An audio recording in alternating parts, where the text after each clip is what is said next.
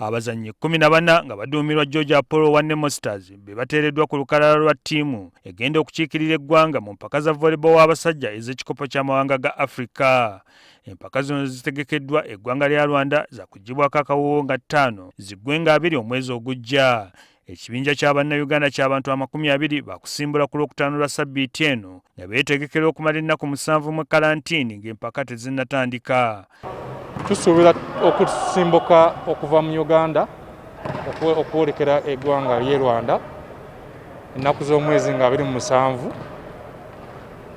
tuyingire mu kalantiini y'ennaku 7. Ekijjo tukosa naye ndowooza kooki aligezaako okukola ekisoboka okumenya nti akaseera ako tufuna engeri kyetukokezaamu nga buli omu ali mu ruumu ye.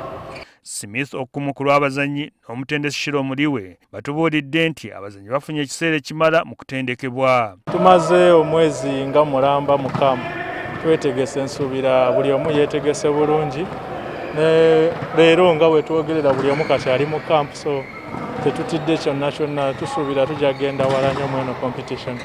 Abalenzi bataddemu obudde bwabwe, bayize kye tusobodde obbawa mu kaseera kano, era bagenda okulwana nga ttiimu.